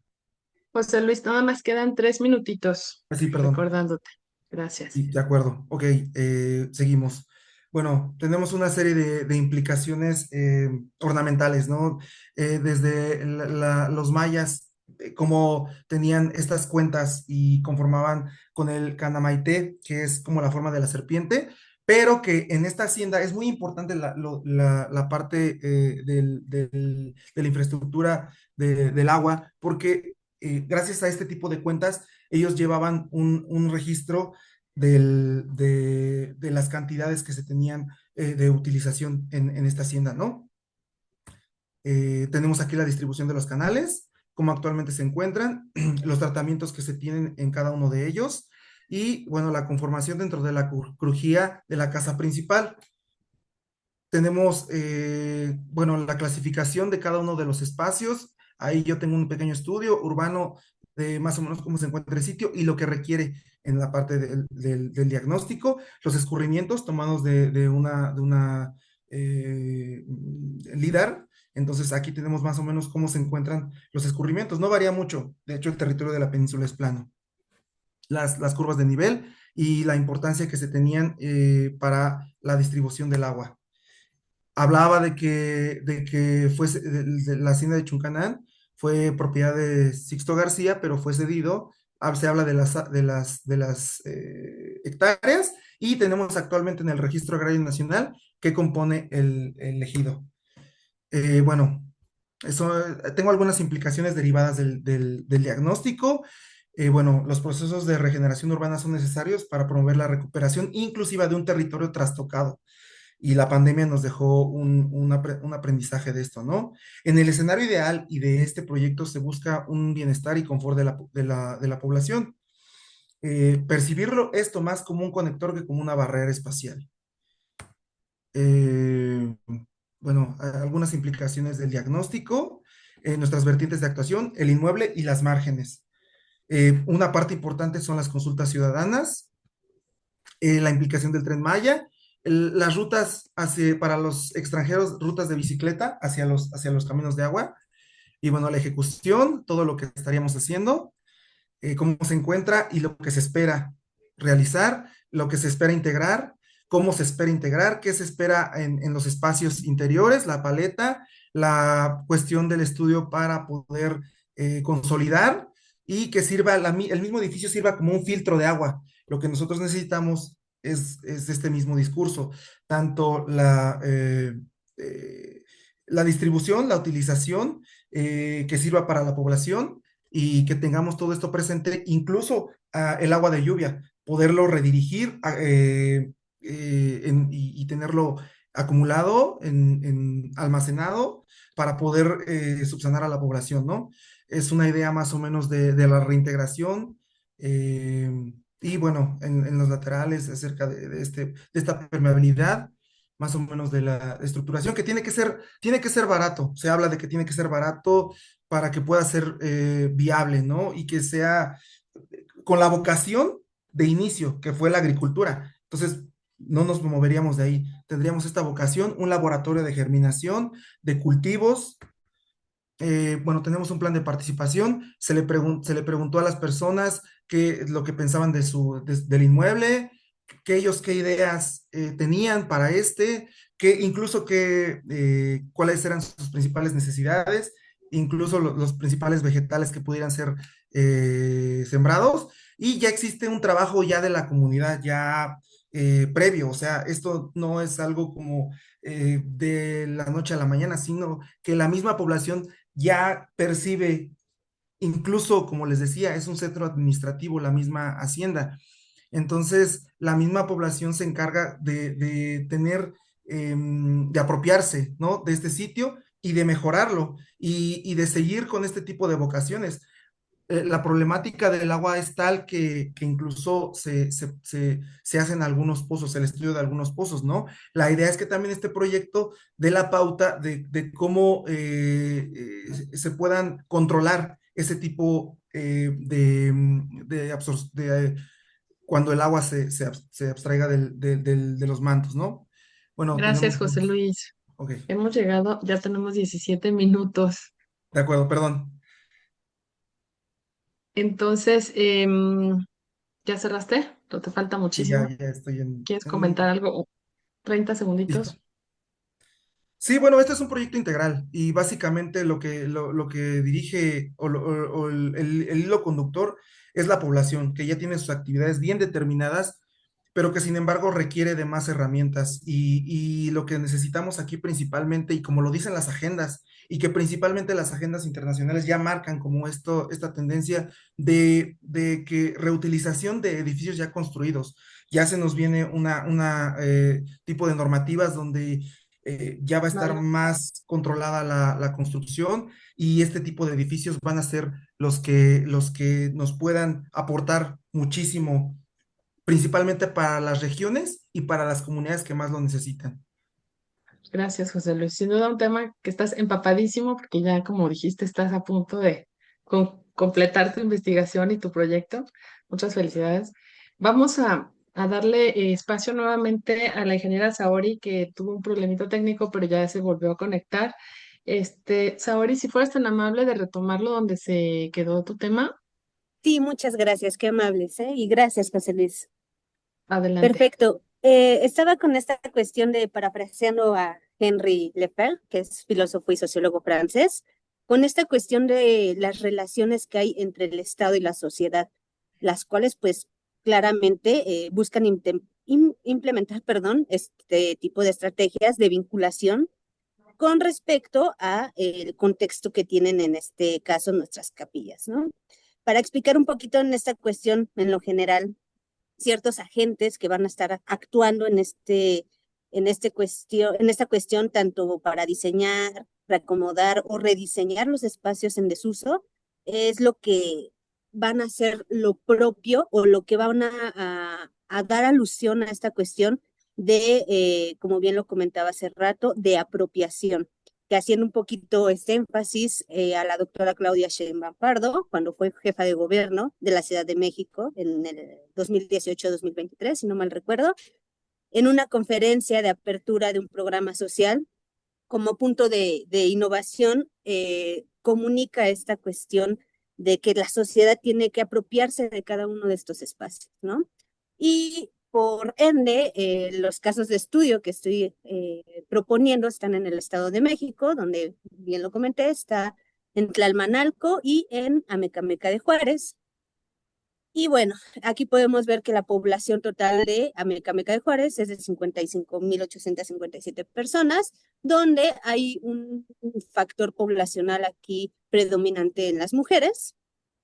Y como les comentaba, la hacienda está a las periferias de esta, pues sí, de lo último que es la colonia Tomacoco. Y bien, en esta parte, como comentaba, es muy importante saber desde sus etapas constructivas de la misma hacienda, como en este caso la capilla. Está en el siglo XVIII, catalogada por monumentos históricos, y la capilla pues también fue utilizada por un ejército zapatista, de la cual, bueno, aquí provienen un conflicto de intervenciones entre actores sociales, ¿no? Actualmente se encuentra así la capilla, en la parte interna como externa. Aquí podemos ver lo deteriorada y lo vandalizada que está la capilla de Tomacoco. En este diapositiva podemos ver los planos arquitectónicos, como también la planta conjunto, donde podemos ver y hacer el análisis de como tal la hacienda, y donde la capilla pues tiene aproximadamente una superficie total de 175 metros cuadrados. Y en nuestro segundo caso de estudio se encuentra la cuestión de la hacienda de San José de Zabaleta, el cual se encuentra en San Rafael, y en este también predomina una población de mujeres. La capilla tiene una elevación de 16 escalones y su dimensión aproximada pues igual son de 173 metros cuadrados. Podemos ver aquí el reporte fotográfico. Estas fotografías es del maestro Héctor Edgar Perea, el cual él fue el que intervino esta capilla estructuralmente y el que dio solución a partes de tanto la nave central como la cúpula y la fachada principal.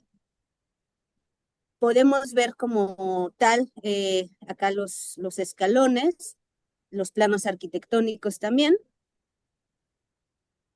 Y bien, entrando ya un poco más a esta cuestión sobre el proceso de planeación como tal para las estrategias participativas, me tomé a esta cuestión de hacer un mapeo de actores, empezar a reconocer quiénes son nuestros actores o, en este caso, quiénes van a intervenir en esta participación. Este es muy indispensable porque, bueno, primero lo que tenemos que hacer es reconocer, monitorear qué es lo que nos pueden o qué es lo que ellos pueden hacer como actores, qué actividades, qué acciones. Y también, pues, integrar, perdón, esta cuestión colectiva, ¿no? De empezar a trabajar en conjunto, tanto los 4 actores que yo aquí estoy proponiendo, que son los sociales, los institucionales, los especialistas y los de gobierno. En esta ocasión, quité un apartado de los instrumentos normativos de las que estaba trabajando. Sin embargo, hago mención de la Ley General de Bienes Nacionales, la Ley General de Monumentos y Zonas Arqueológicas, Artísticas e Históricas, donde en el artículo 82, pues estoy estableciendo este convenio de colaboración, que en sí solo viene estas estrategias participativas como tal, y que implementan en este medio de planeación y gestión en las aportaciones de estas actividades. También es importante recalcar otro tipo de instrumentos como son el de la ley del planteamiento o de planeación, el cual pues igual nos da estas opciones para una elaboración y actualización conjunto al Plan Nacional de Desarrollo. Y bueno, aquí vemos otro mapa de actores sociales, igual con su participación. En este caso, tienen tres acciones principales, las cuales son la intervención, la toma de decisiones y la estancia ya como tal en las capillas.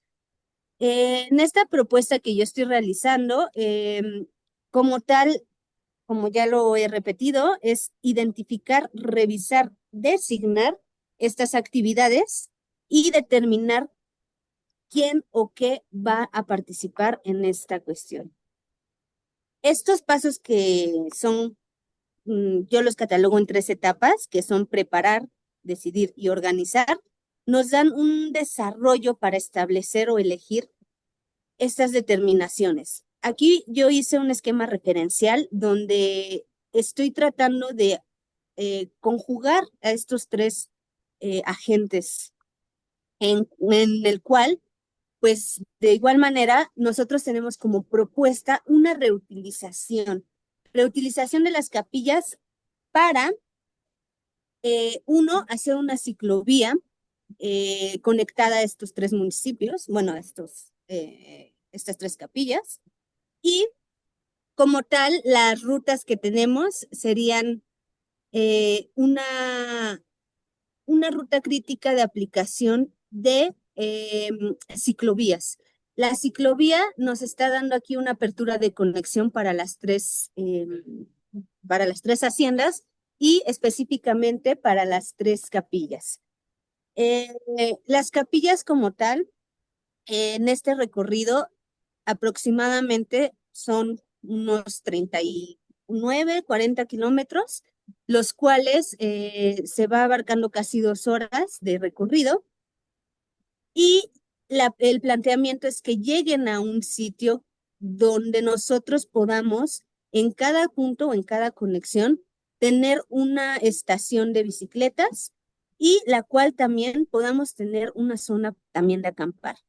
Todo esto, como está aislado y está en periferias, tendríamos que hacer una propuesta de paneles solares, que lo podemos ver acá en esta parte, y de recolección de aguas pluviales también, para poder abastecer ciertas instalaciones.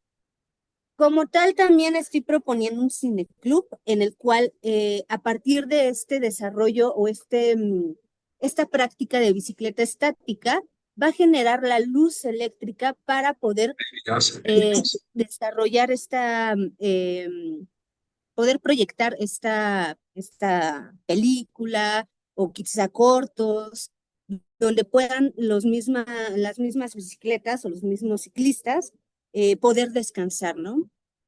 ¿En qué me estoy fundamentando? En los programas sociales que hay en la Ciudad de México, como Muévete en Bici, Bici Escuelas, las rodadas nocturnas, los biciestacionamientos masivos, y también me estoy fundamentando mucho en los programas en este caso, Pilares. Pilares son los puntos de innovación, libertad, artes, educación y saberes, los cuales, como subsistema, es muy importante recalcar que ellos cuentan con 4 subcategorías. Las 4 primeras son ciberescuela, educación para la autonomía económica, talleres de artes y saberes comunitarios y deporte, que es Ponte Pila. Todos los pilares actualmente en la Ciudad de México son 300 pilares. Y estos pilares, lo especial que tienen es que 153 de ellos estaban en abandono total y 141 fueron en obras pues nuevas, ¿no? Estos espacios también son algunos de fideicomiso, con el objetivo pues es de acercar a la comunidad a la cuestión educacional, a la cultural, a la deportiva y también a establecer como puntos de autonomía económica en los que ellos pueden aprender a vender, aprender a hacer oficios. De hecho, en la parte derecha podemos ver algunas actividades que cada uno de estos ejes tiene en cada pilares.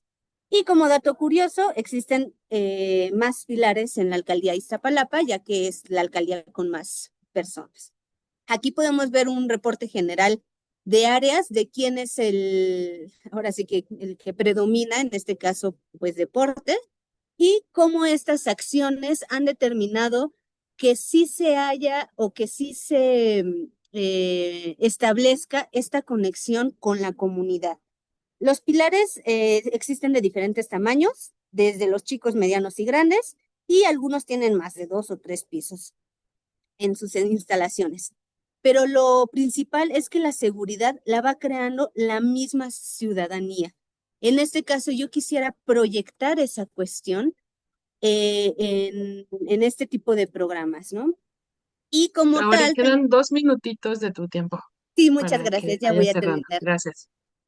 Y como tal, pues el Pilares también inició con programas como Barrio Adentro, 333 colonias, con participación ciudadana, con el INJUVE, con Jóvenes Construyendo el Futuro, en el que pues varias instituciones están dando a la tarea de hacer conexión con estas mismas comunidades.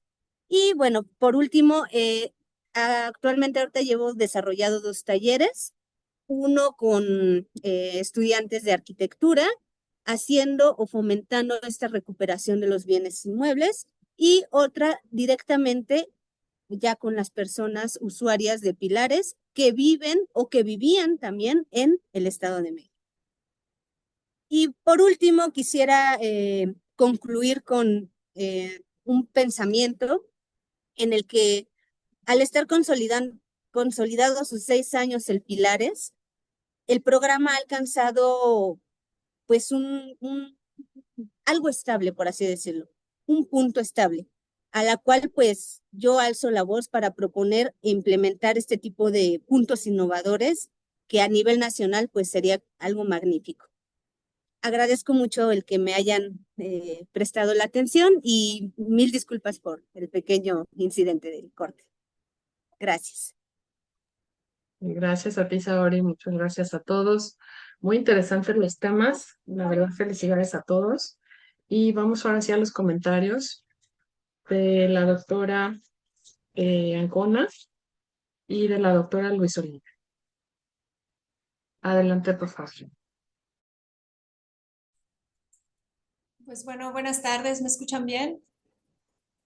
Se Sí, escucha muy bien. si le parece bien a la doctora Olivia, ¿comienzo?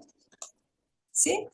Ok, bueno, pues principalmente para todos los ponentes, también es importante esa reflexión que tienen acerca de el concepto de casos de estudio o unidades de intervención, pues ya sabemos también que se habla más bien de fenómenos sociales. Entonces, digo, algunos más que otros de los temas que acaban de presentar, si ponen como a los actores, sobre todo en esta mesa que son las coyunturas sociales, pues los actores son los protagonistas, en este caso la comunidad.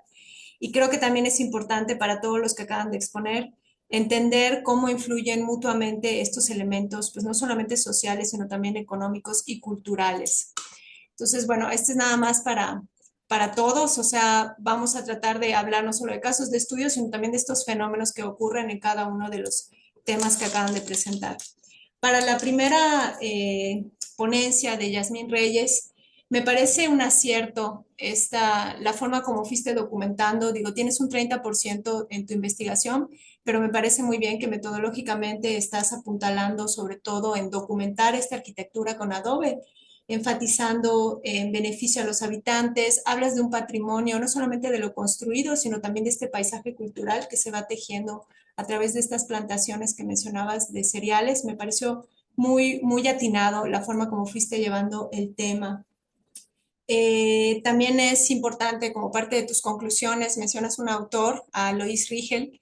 Sabemos que él, bueno, es historiador del arte y precisamente esta cuestión de tus autores en la multidisciplina te está ayudando también a entender cómo estos espacios pues, son de representación cultural, pero sobre todo afianzar el hecho de lo que representa para el habitante estos lugares. Entonces, yo creo que igual por ahí el autor me pareció muy bien que lo mencionaste entre tus 4 autores principales.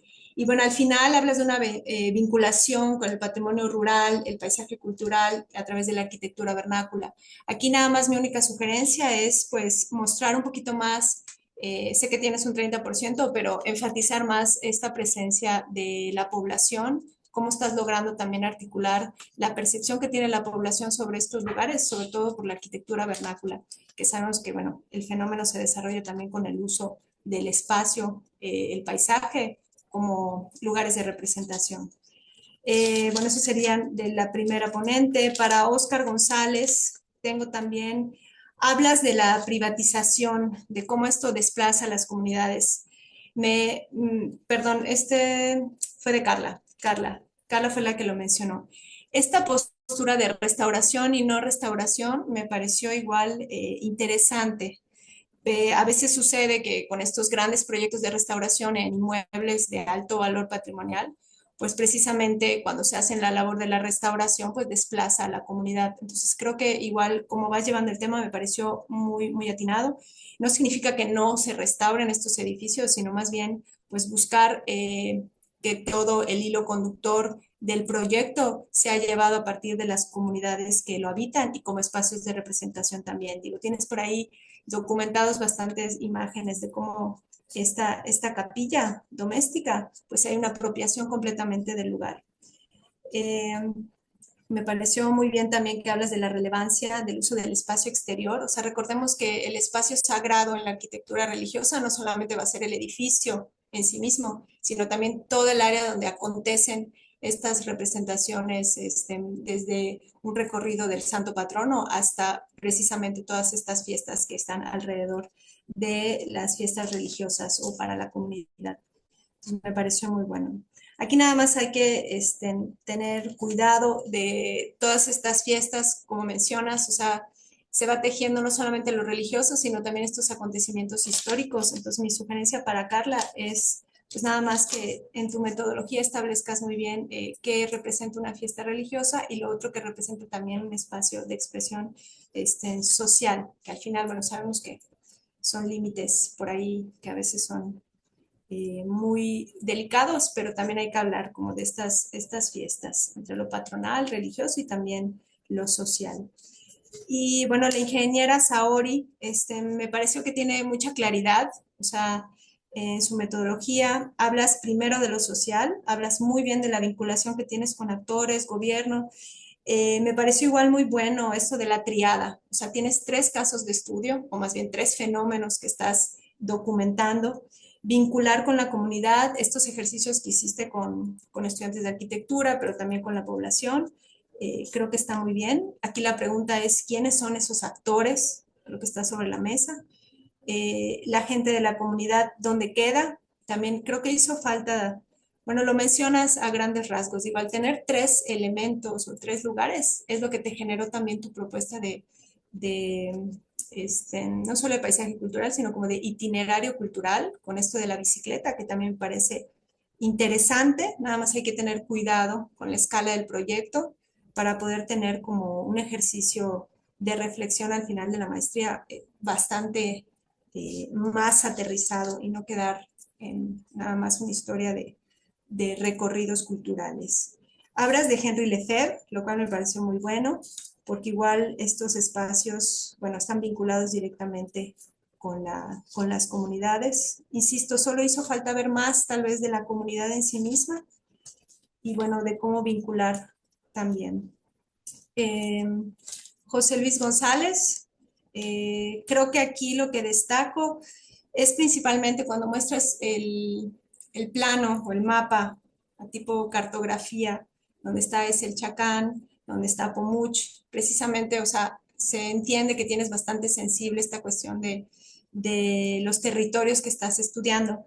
Mi único consejo es que tardo mucho en despegar el tema, o sea, yo creo que hizo falta un poquito más de rigor metodológico para que puedas como aterrizar ya en la parte de lo que es la hacienda. Incluso la primera imagen que muestras de las plantaciones o estos solares divididos, o sea, ahí se ve el trabajo del hombre, de cómo la misma comunidad que se dedica a lo agrícola, tienes como esta imagen con la que inicia, me parece que fue la segunda, ese es tu tema. O sea, porque ya luego cuando regresas a contarnos un poco de la comunidad, entonces regresamos a esa imagen del principio. Entonces, nada más ahí mi consejo es no perder este ritmo, ¿sí? O sea, realmente es este paisaje, estos solares que ya están el hombre ya, o bueno, la comunidad ya se encarga como de tener esta apropiación del lugar y pues que ese mismo sea tu tema hasta la conclusión de, bueno, ya el proyecto de lo que vas a hacer con el inmueble, eso ya pues es parte, ¿no?, de la maestría, pero creo que tu tema en sí mismo es esta vocación agrícola, que sí la mencionas, pero se va diluyendo en tu discurso. Entonces, nada más enfatizar bien eso, porque esta imagen donde se ven las divisiones de los solares es muy buena. Tienes una imagen aérea muy buena. Y bueno, hablas del camino real, este paisaje mixto o este patrimonio mixto también, hablas de lo natural, o sea, ir tejiendo con estas ideas que me parecen que apuntalan bien tu discurso y tratar de sintetizar como este principio para que llegues como a la parte medular.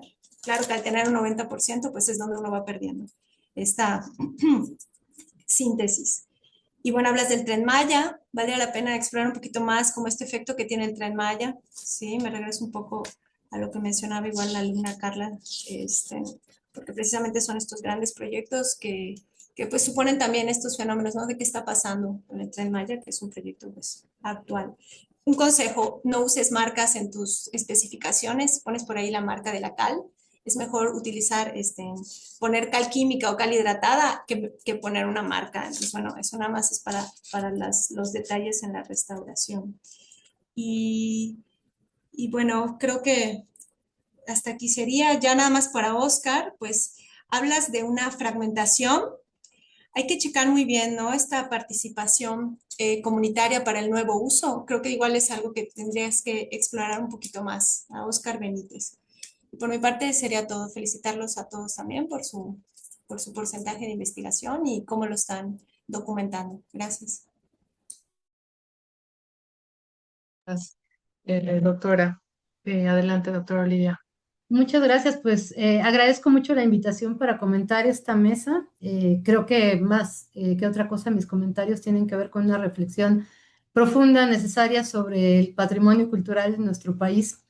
En lo que hemos visto en estas 5 ponencias, no solamente han hablado de inmuebles históricos, sino de toda esta vida que los habita o los ha habitado y los ha resignificado a lo largo del tiempo. Y hemos visto cómo el patrimonio vernáculo, el rural, desde las casas de adobe hasta las haciendas enequeneras, pues enfrentan también cada uno y a su manera desafíos únicos. Y a la vez, bueno, se plantea una pregunta fundamental de lo que realmente le da valor a esos bienes. Si es esa declaración oficial del patrimonio o si la valoración que la propia comunidad les otorga, pues es lo que realmente les podría garantizar una vida por un tiempo pues más extenso, ¿no? Si se dan cuenta, pues todas estas ponencias que hemos tenido en esta mesa pues tienen que ver con visiones integrales que abarcan debates teóricos como este que nos presentaban sobre la patrimonialización versus la valoración comunitaria, cómo la aplicación práctica de enfoques participativos para el rescate, la conservación y la reutilización de estos espacios, además en muchas de las ponencias con soluciones pues muy actuales, ¿no? Eso que les puede dar de vuelta vida a los espacios y a los inmuebles.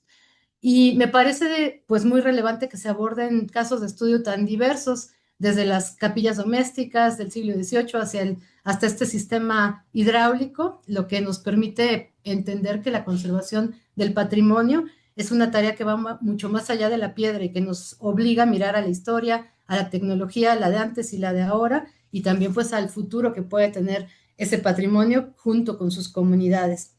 Los 5 trabajos tienen un tema central, que es esa relación entre comunidad, patrimonio cultural, especialmente arquitectónico, rural, y también los desafíos que se enfrentan en tanto la conservación y la propia valoración. Y en todos los trabajos vemos que esta problemática pues se ha abordado desde diferentes perspectivas y también desde distintas ubicaciones geográficas. En el trabajo de Jazmín veo pues esa relación con la tierra, la problemática de la marginación del patrimonio rural dentro de un contexto urbano, que no es un problema menor. Los pueblos en contexto urbano pues están así como en peligro de extinción, pero no desde ahorita, sino desde hace bastantes años, décadas y hasta siglos. En ese sentido, pues me parece bastante práctico que se retome las políticas públicas que existen sobre los pueblos originarios, particularmente pues las que están desde el 2000 hasta la fecha, los reconocimientos, todo esto que se les ha otorgado o que más bien ellos han luchado por reconocerse. Y también pues toda esa complejidad cuando estos pueblos se encuentran en zonas de conservación. Sabemos que muchas de esas zonas de conservación, lo vemos en Milpalta, lo vemos en Tlalpan, en Xochimilco, en Tláhuac, pues son las que tienen mayor número de problemas, mayor conflictividad, el asunto de los asentamientos irregulares. Entonces, pues esto es un problema mucho más grande de lo que se ve. Todo esto que también caracteriza a un pueblo originario, como lo que ha trabajado Mariana Portal, Lucía Álvarez y algunas otras autoras, que se caracteriza, bueno, posiblemente en muchos la liga con la tierra ya se perdió, que hubiera sido la primera característica para llamarles pueblo, pero está todo lo que tiene que ver con los usos y costumbres, las redes de familia, la predominancia de ciertos apellidos y sobre todo pues la conservación de ciclos festivos, ¿no? En el caso de Eduardo, pues es todo esto que tiene que ver con un enfoque metodológico y práctico, el estudio de un espacio en abandono, que no es cosa menor, donde además pues hay toda una conflictividad externa que impide que la gente se acerque a este espacio y se apropie de él. Creo que aquí, bueno, decía Eduardo, hay como mucha ausencia de dato, ¿no? A veces el dato no lo vamos a encontrar in situ, muchos de estos datos, como lo hemos visto también en otras ponencias, pues están en los registros agrarios, están en el Archivo General de la Nación, están por ahí en la Mapoteca Orozco y Berra, hay una cantidad, porque además mucho de lo que tiene que ver con las haciendas, sus límites y todas las modificaciones, justamente lo podemos leer a partir de esta cartografía histórica. Y bueno, pues pensar cómo fortalecer, decía él, ese vínculo con la sociedad, cómo integrarla a esa vida, cómo invitar a las personas y cómo invitar a la comunidad para que puedan revalorar el patrimonio, cuidarlo, pero cuando hay estos elementos también que tienen que ver pues con el huachicol, con todas estas cuestiones que complejizan el espacio, pues las cosas se vuelven aún más complicadas. En el caso de Carla, pues me parece también un tema bien interesante, hay un enfoque ahí también conceptual, teórico, con su estudio de caso, con el estudio del fenómeno, como decía la maestra, pero que también va a poner el dedo en la diferencia de perspectivas, y esto pues es una situación que contrasta incluso con el caso anterior, ¿no? Ahí vemos que igualmente hay competencias entre lo público y lo privado, entre lo comunitario, incluso la comunidad no es vista como un bloque homogéneo. La comunidad pues también hacia el interior tiene conflictos y esos conflictos impactan muchísimo en la valoración y en la comprensión del patrimonio. Con Saori, pues hay un enfoque práctico y también de gestión. Aquí la cuestión principal, pues es cómo integrar a la comunidad en el proceso de dar esa nueva vida con estos nuevos usos, como decíamos, más contemporáneos y podríamos decir hasta más urbanos, dentro de un inmueble histórico.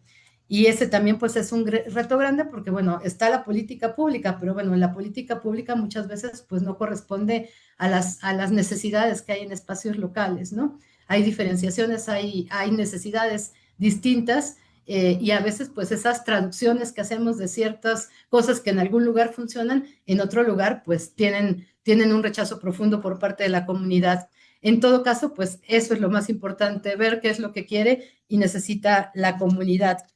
Y en el caso de José Luis, pues también un tema bien interesante, la conservación de ese sistema patrimonial completo, porque bueno, es la hacienda, pero también es todo ese patrimonio hidráulico, que es otro tema fundamental, bastante interesante, y el vínculo que tienen con la deuda histórica y el futuro de la vida rural, que esto pues es como el eje fundamental.